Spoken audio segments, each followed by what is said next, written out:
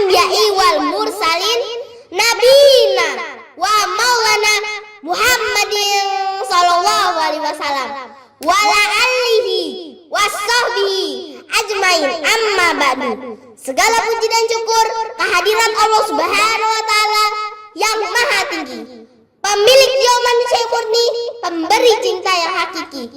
Sholawat serta salam tak lupa kita curah limpahkan kepada sang kekasih sejati Allah Subhanahu wa taala. Beliaulah Nabi Muhammad sallallahu alaihi wasallam, sang proklamator yang anti koruptor, hakim tertinggi anti korupsi, dan jaksa termulia yang adil bijaksana. Masyarul muslimin rahimakumullah. Pada kesempatan ini izinkan saya untuk menyampaikan kultum singkat dengan tema berjuang di jalan Allah. Hari ini kita diingatkan kembali tentang pentingnya berjuang di jalan Allah. Dalam Al-Quran, Allah Subhanahu wa taala berfirman, dan orang-orang yang berjihad untuk mencari keridhaan kami, benar-benar akan kami tunjukkan kepada mereka jalan-jalan kami. Quran surat Al-Ankabut ayat 69. Apa itu berjuang di jalan Allah? Yaitu ketika seseorang melakukan semua kegiatan dunianya berdasar petunjuk Allah. Jadi semua kegiatan dunia yang dia lakukan berdasarkan petunjuk Allah. Itu bahasa singkatnya disebut fisabilillah, di jalan Allah. Berjuang di jalan Allah itu berarti kita harus berusaha dengan sungguh-sungguh untuk menjalankan perintah Allah dan menjauhi larangannya. Masyarul muslimin rahimakumullah.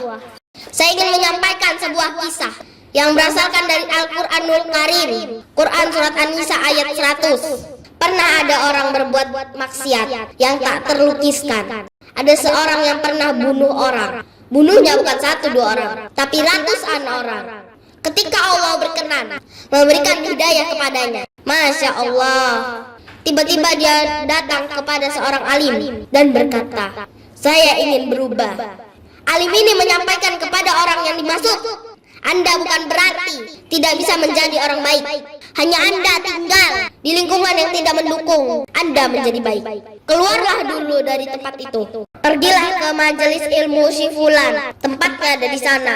Datanglah ke sana, belajarlah, dan Allah akan membimbing Anda berubah dari keburukan menjadi orang yang terbaik. Masyarul muslimin rahimakumullah. Didengarlah nasihat alim ini. Berangkatlah orang tersebut menempuh perjalanannya. Tiba-tiba, Masya Allah, belum sampai ke tujuan, di pertengahan jalan konon disebutkan lebih sejegal, tiba-tiba maut datang menjemputnya. Apa yang terjadi?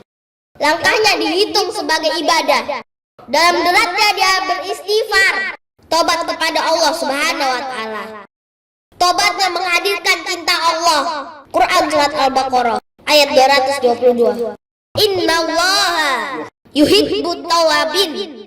Allah mencintai orang-orang yang tobat, dan cinta Allah menghadirkan ampunan bagi seluruh dosanya. Lihat, ketika Allah mencintai seorang hamba, Allah ampunin seluruh dosa-dosanya. Derap langkahnya menghadirkan istighfar, tobatnya menghadirkan cinta Allah. Cinta Allah menghadirkan seluruh ampunan-ampunan. Maka apa yang terjadi? Di tengah perjalanan maut menjemputnya, dan pahala diberikan kepada orang tadi. Di jalan maut datang, tobat diterima, dosa diampuni, dan amalan didapati dengan derap langkahnya. Kata Nabi, Allah terima semua amalnya, diampuni dosa-dosanya, dan dituliskan amalnya di dalam surga oleh Allah Subhanahu wa taala. Masyarul muslimin rahimakumullah. Bisa kita bayangkan, pernah bunuh ratusan orang, mabuk tak terlukiskan, kriminalitas tak terhitung, mau berangkat ke majelis ilmu, namun tak sampai ke majelisnya, lalu meninggal dia dan bisa masuk surga. Masa iya kita yang tak pernah bunuh orang, kita tak pernah mabuk, tidak pernah berbuat kriminalitas seperti orang dulu, pernah tidak sengaja berbuat salah, itu wajar. Tapi pintu taubat terbuka untuk kita semua. Masya Allah, bedanya dengan orang tadi. Orang tadi belum sampai ke majelis ilmu, sedangkan kita sudah hadir di dalamnya. Langsung di rumah Allah, diberikan tempat yang terbaik, dan kita akan belajar. Kalau dengan semua ini belum mempermudah kita ke surga, dengan cara apa lagi Allah mesti mengantarkan kita ke surga? Kalau dengan duduknya kita di sini belum juga mau bertobat, dengan cara apa lagi Allah harus membimbing kita bertobat? Kalau dengan seperti ini belum juga kita taat kepada Rasul, dengan cara apa lagi Allah pasti menyakitkan kita untuk taat kepada Rasulullah SAW.